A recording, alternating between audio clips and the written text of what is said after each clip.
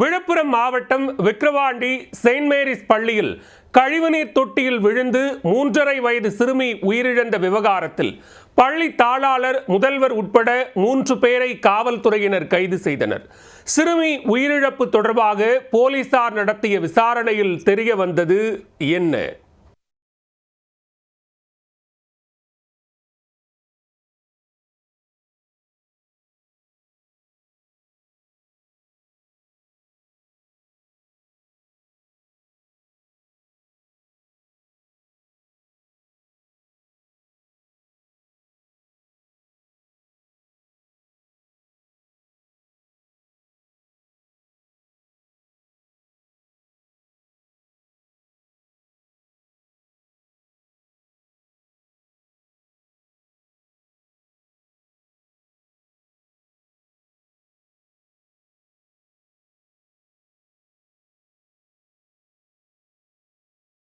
மர்மம் நீடிப்பதாக அடுக்கடுக்கான சந்தேகங்கள் எழுந்துள்ளன.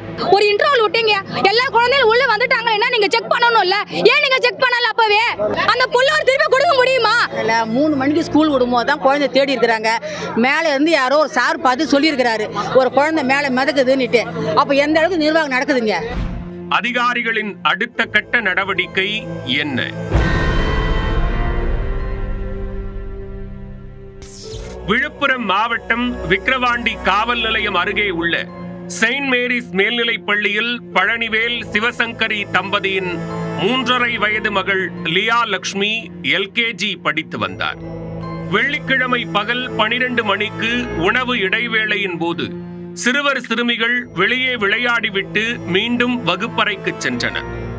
அப்போது சிறுமி லியா லட்சுமி வகுப்பறையில் இல்லாததால் ஆசிரியர் ஏஞ்சல் அவரை தேடியதாக கூறப்படுகிறது. மற்ற வகுப்பறைகளில் தேடியும் லியா கிடைக்காததால் சிறுவர்கள் விளையாடிய இடத்தில் தேடிய போது அருகிலிருந்த கழிவுநீர் தொட்டியின் மூடி தகரம் உடைந்திருந்தது. உள்ளே பார்த்தபோது கழிவுநீர் தொட்டிக்குள் சிறுமி லியா பேச்சு மூச்சின்றி கிடந்ததாக கூறப்படுகிறது. உடனடியாக பள்ளி நிர்வாகத்தினர் சிறுமியை மீட்டு முண்டியம்பாக்கம் அரசு மருத்துவமனைக்கு தூக்கிச் சென்றனர். அங்கு சிறுமியை பரிசோதித்த மருத்துவர்கள் அவர் ஏற்கனவே இறந்துவிட்டதாக கூறி அதிர்ச்சி கொடுத்தனர். இதனையடுத்து பள்ளியில் படிக்கும் பிற மாணவர்களை மாலை 3 மணிக்கு பள்ளி நிர்வாகம் வீட்டிற்கு அனுப்பியுள்ளனர். ஆனால் 2 மணி நேரத்திற்கும் மேலாக சிறுமியின் பெற்றோருக்கு தகவல் தெரிவிக்கவில்லை. வழக்கம் போல சிறுமியை அழைத்து செல்ல அவரது தாத்தா கார்மேகம் பள்ளிக்கு வந்தபோதுதான் சிறுமி கழிவுநீர் தொட்டியில் விழுந்து இறந்ததாக கூறியுள்ளனர். இது குறித்து தகவல் அறிந்து பள்ளிக்கு வந்த விக்கிரவாண்டி போலீசார் சிறுமியின் உடலை மீட்டு பிரேத பரிசோதனைக்காக முண்டியம்பாக்கம் அரசு மருத்துவமனைக்கு அனுப்பி வைத்தனர். பள்ளி நிர்வாகத்தின் கவனக்குறைவால் தான் சிறுமி உயிரிழந்ததாக குற்றம் சாட்டி சிறுமியின் உறவினர்கள் சாலை மறியலில் ஈடுபட்டனர்.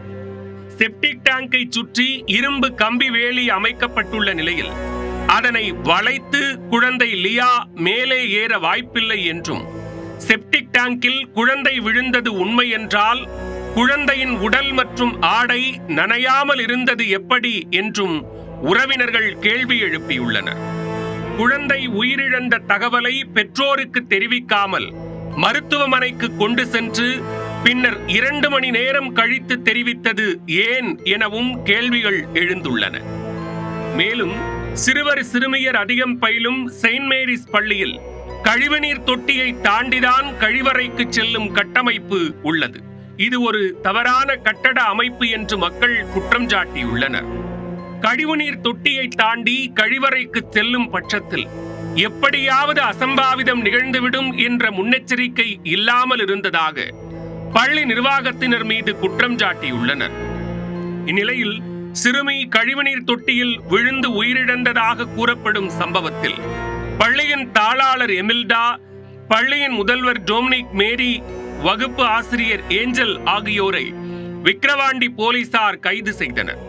மூவரையும் மருத்துவ பரிசோதனை மேற்கொள்ள அழைத்துச் சென்ற நிலையில் பள்ளியின் தாளாளர் எமில்டா, பள்ளியின் முதல்வர் டொமினிக் மேரி ஆகிய இருவருக்கும் உயர் இரத்த அழுத்தம் ஏற்பட்டு மருத்துவமனையில் அனுமதிக்கப்பட்டுள்ளனர். கடும் பதற்றமான சூழல் நிலவுவதால் பள்ளியில் 100க்கும் மேற்பட்ட போலீசார் பாதுகாப்பு பணியில் ஈடுபட்டுள்ளனர். வெளியாட்கள் பள்ளிக்குள் செல்ல தடை விதிக்கப்பட்டுள்ளது. குழந்தைகள் நல பாதுகாப்பு அமைப்பினர் பள்ளியில் ஆய்வு மேற்கொண்ட நிலையில் விசாரணையின் முடிவிலேயே சிறுமியின் உயிரிழப்புக்கான காரணம் என்ன என்பது குறித்து தெரிய வரும்.